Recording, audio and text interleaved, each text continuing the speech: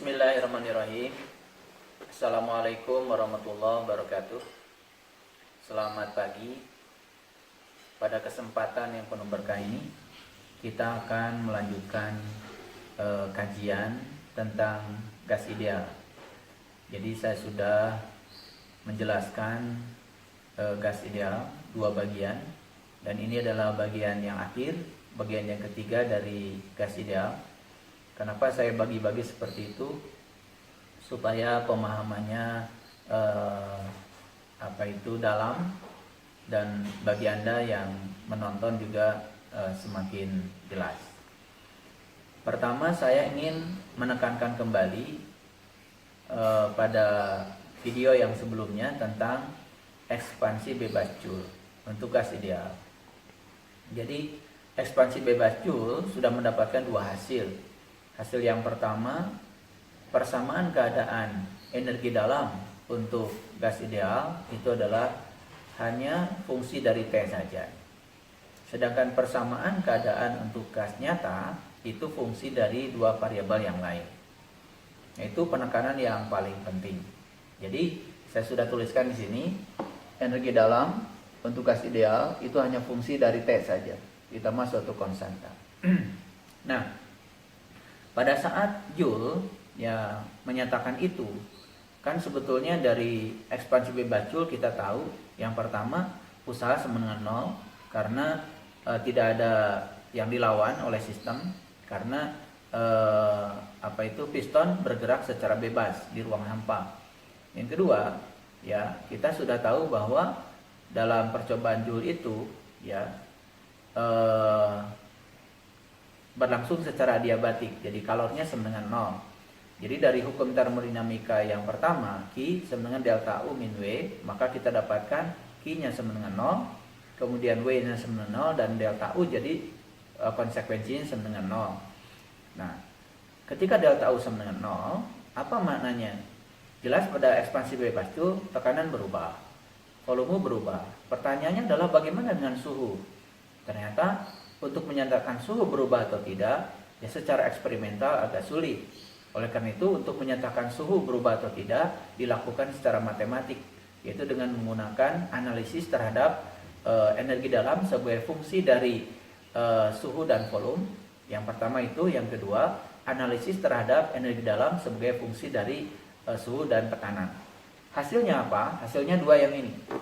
Ya, dodo V dari U, T sama 0, dan dodo P dari U, T konstan sama dengan 0. Nah, apa maknanya dari sini? Maknanya adalah kita tidak boleh menyatakan energi dalam untuk gas ideal sebagai fungsi dari tekanan dan volume secara eksplisit. Nah, ini agak sulit memang dipahami, oleh karena itu maka saya ambil sebuah contoh yang sederhana. Contoh sederhana seperti ini. Misalkan saya ambil saja untuk gas ideal, saya ngambil contoh yang sederhana. U kan fungsi dari T saja. Sebut aja sama dengan A, T. Ini namanya U fungsi dari T saja.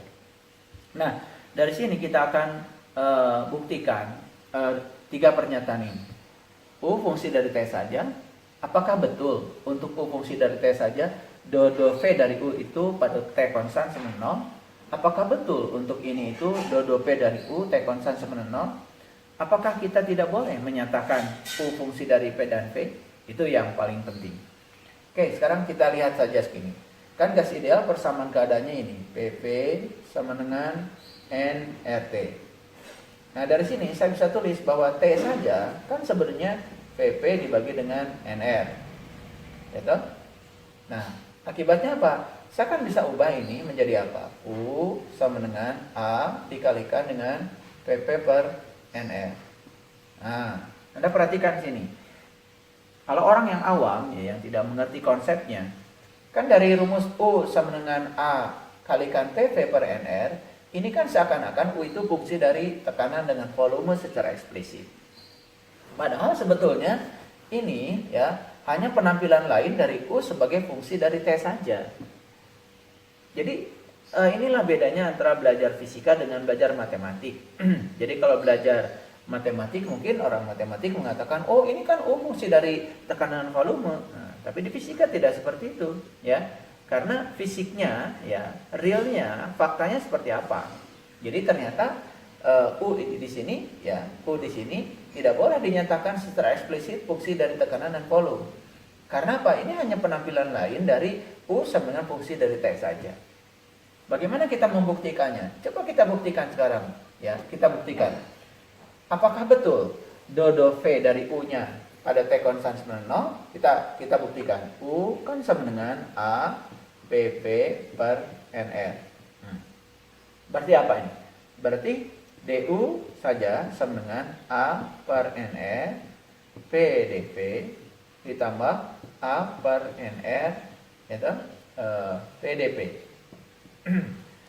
Yang mau kita cari kan sebetulnya ini do V dari U. Nah, kalau ini dibagi dengan dV, maka kita dapatkan. Jadi ini do. Ingat ketika dibagi kan ada yang konstan ya. Jadi berubah penulisannya dari D menjadi do. Do V ya. Nah, ini maunya apa? Ini maunya T konstan toh. Nah, T konstan. Jadi T konstan ya sama dengan apa? Ini kan jadi sama dengan A per NR P saja. Kan ini dV-nya pindah ke bawah. Yang ini sama dengan ditambah A per NR P-nya tetap aja di sini. Ini apa? Do V dari P T konstan. Oke. Itu kan? Nah, sekarang kita lihat. Gas ideal kan PV sama NRT. Kita cari do V dari P-nya. Jadi P sama dengan yaitu NRT ya per V kan? Atau sama-sama dengan NRT. Ini konstan semuanya V pangkat min 1. Nah, kita akan cari harga do V dari P, T konstan. Ingat, ini T konstan. Berarti apa yang terjadi di sini?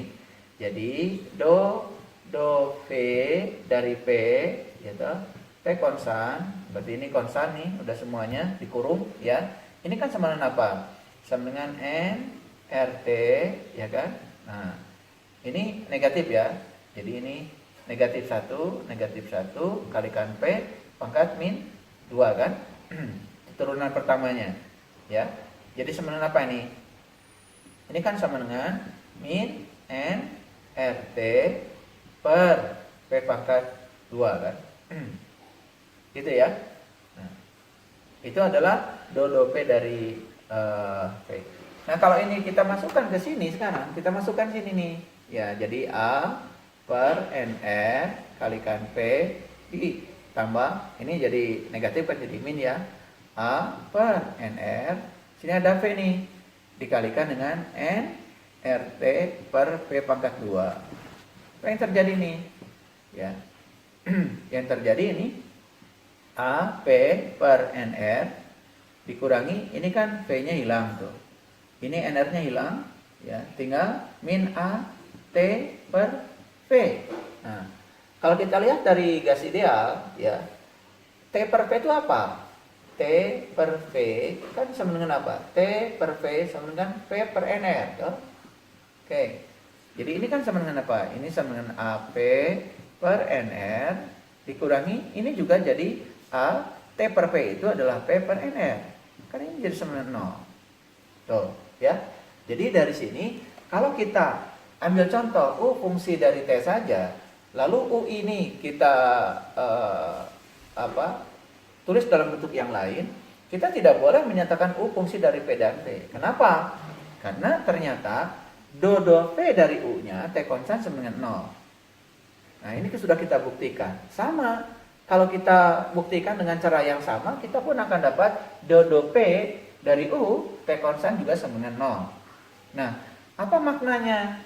Mana dari ini, mana fisisnya? Jadi ini sudah saya buktikan ya. Oke. Nah, ini sudah terbukti. Nah, sekarang kita lihat sekarang. Jadi, apa konsekuensinya? Lihat.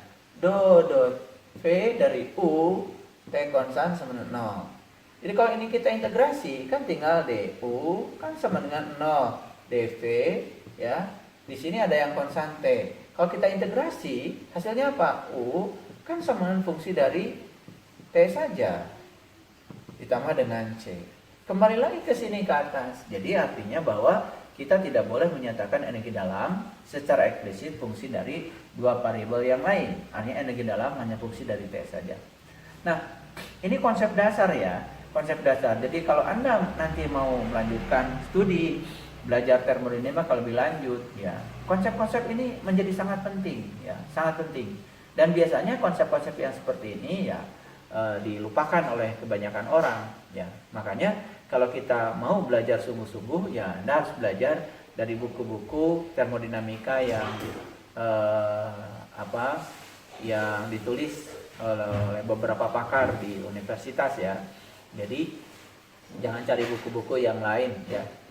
Jadi itu penting saya tekankan. Nah, ini sudah kita. Nah, kemudian yang kedua, yang paling penting ketika bicara gas ideal adalah dua proses penting gas ideal. Jadi secara umum proses-proses dalam termodinamika khususnya untuk gas ideal kan ada proses isobarik. Misalkan contoh yang sederhana. Kalau saya bikin grafik, misalnya ini grafik volume terhadap tekanan terhadap volume. Ini grafik tekanan terhadap suhu. Oke. Ini grafik ya volume terhadap suhu. Kan bisa seperti itu. Jadi kalau Anda membaca grafik, Anda lihat vertikalnya apa, horizontalnya apa. Jadi jangan menghafal bentuk-bentuk kurvanya, ya nggak penting itu. Karena untuk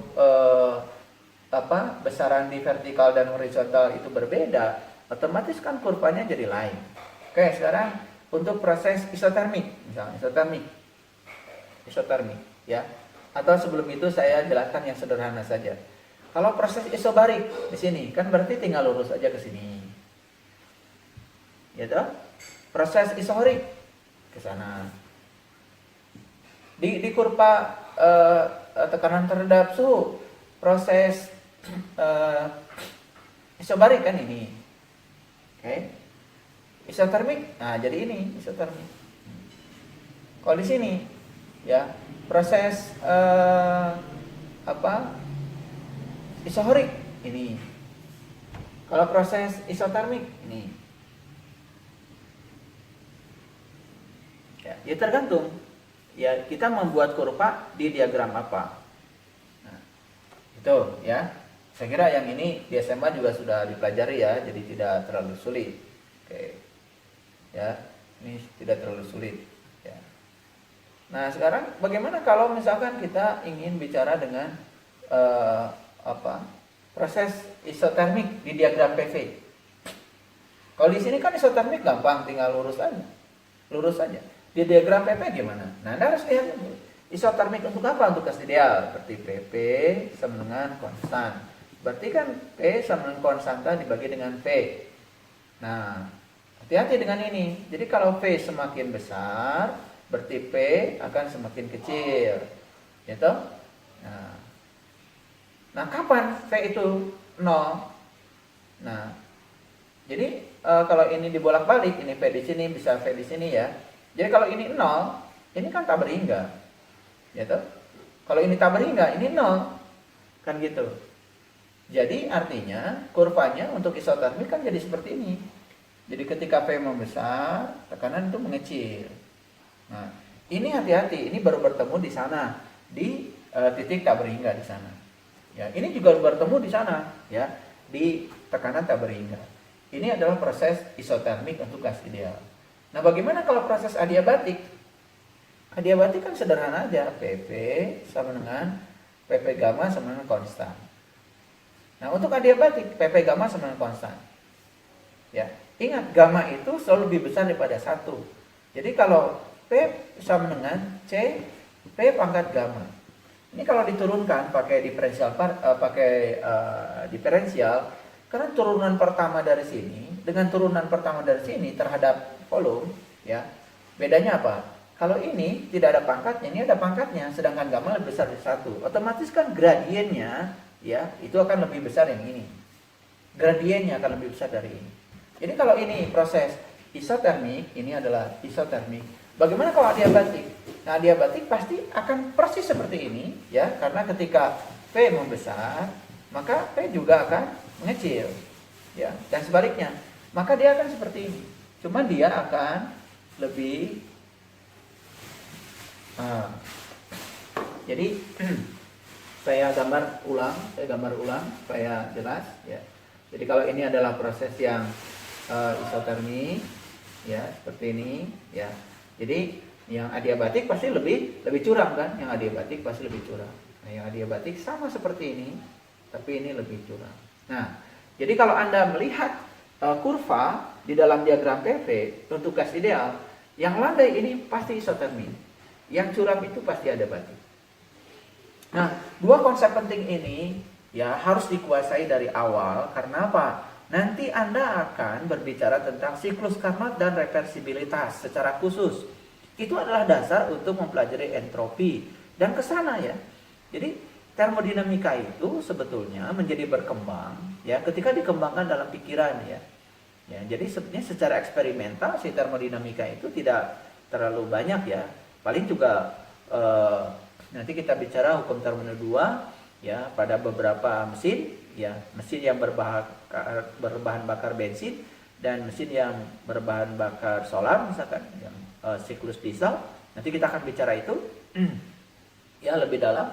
Tetapi konsep-konsep pengembangan termodinamika itu dari siklus Carnot sebetulnya. Dan siklus Carnot itu siklus yang tidak ada, siklus ideal. Jadi siklus yang mendekati reversible. Nah, nanti kita akan jelaskan apa itu proses reversible. Itu ada kaitannya dengan proses kuasitatik. Jadi proses reversible itu adalah sebuah proses yang berlangsung secara kuasistatik dan tidak ada efek disipasi energi.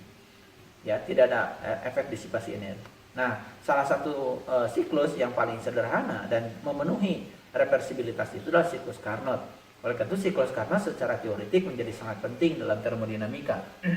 Jadi saya lagi, kalau Anda mendapatkan di diagram PV ada kurva seperti ini, ya, itu yang landai itu pasti isotermik, yang curam pasti adiabatik. Dari mana? Ini dari konsekuensi volume dikalikan dengan gamma, dipangkatkan gamma dan gamma lebih besar daripada 1. Itu yang paling penting yang pertama. Nah, bagaimana isotermik di sini? Ya, isotermik di sini kan tinggal lurus. Ya, isotermik di sini lurus ke atas. Isobarik di sini ke sini, isohorik di sini. Bagaimana isohorik di sini? Ya lurus isohorik. Isobarik di sini. Kan tinggal begitu. Kalau isobarik di sini kan tinggal lurus ini. Isohorik di sini lurus, kan gitu. Ya. Di sini isobarik ke sini. Isotermik sini. Jadi isotermik di sini lurus. Kalau di sini kan jadi seperti ini. Isohorik ke sini lurus. Kalau isotermik sini lurus, kan gitu. Nah, sekarang yang sulit adalah yang ini, ya. Bagaimana untuk isotermik di sini? Adiabatik di sini. Adiabatik di sini. Bagaimana adiabatik di sini? Nah, otomatis persamaan yang digunakan tidak cukup dengan ini karena tekanan terhadap suhu. Jadi kita harus menggunakan rumus yang tadi, T pangkat gamma lalu P pangkat gamma min 1 kan sama dengan konstan. Ini hasil ini, ya. Jadi memplot kurvanya berdasarkan ini ya. Jadi hubungan T dengan P bisa diplot ini. Nah, sekarang bagaimana kita ingin lihat untuk adiabatik pada kurva ini? Tidak bisa menggunakan ini lagi. Lihat hubungannya, ini volume dengan suhu, berarti menggunakan konsep ya T V kalau ini kan 1 min gamma ya, 1 min gamma. Kalau ini TP gamma min 1 sama dengan konstan. Yang tadi, hasil yang tadi itu yang sudah saya jelaskan, 3 persamaan adiabatik untuk gas ideal. Nah, dengan ini bisa diplot di sini. Jadi kurvanya menjadi sangat kompleks ya. Jadi saya ulang lagi ya. Kalau Anda mau membuat kurva, pastikan dulu Anda membuat kurva pada diagram apa. Lalu prosesnya apa? Diagramnya diagram PV. Prosesnya isohorik, ya ini lurus. Ya, isobarik lurus ke sini. Isotermik berarti ini, ya. Adiabatik sama dengan isotermik cuma lebih curam, 1. Nah, sekarang pada diagram PT, Anda ingin tahu apa? Isobarik lurus, ya, isotermik lurus. Kemudian adiabatik, adiabatik Anda harus menggunakan persamaan ini, diplot, ya. Kemudian yang ini, kalau isohorik lurus, Kemudian kalau isotermik lurus ke sana. Nah, bagaimana kalau adiabatik? Harus menggunakan persamaan ini. Itu. Nah, ini penting ya.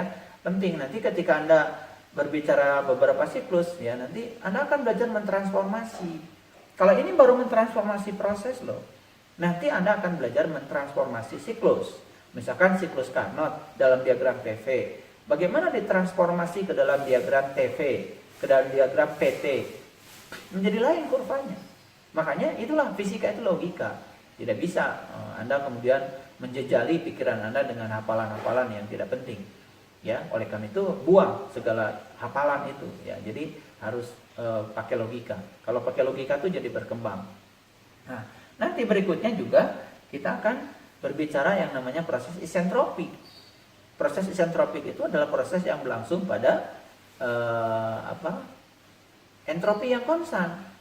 Itu lebih asik lagi ya berbicaranya. Tapi nanti Anda harus paham dulu konsep tentang entropi. Jadi karena konsep entropi belum dibahas, maka di sini saya tidak berbicara tentang proses isentropi. Ya cukup saya berbicara tentang proses-proses penting ini. Nah, barangkali itu ya untuk bagian yang terakhir dari kuliah termodinamika tentang gas ideal. Sekali lagi ini adalah kuliah termodinamika gas ideal tingkat dasar ya, tingkat dasar. Nanti kita akan bicara konsep gas ideal lebih dalam lagi pada saat kita kuliah fisika statistik lebih lanjut. Saya nunggu dulu matematika Anda matang dulu, karena untuk kuliah lanjut ya tentu saja perlu pisau matematika yang lebih tajam lagi untuk mengupasnya. Saya kira itu akhir dari perkuliahan gas ideal. Ya, semoga Anda bisa mengerti dan tercerahkan dengan kuliah ini. Terima kasih. Assalamualaikum warahmatullahi wabarakatuh.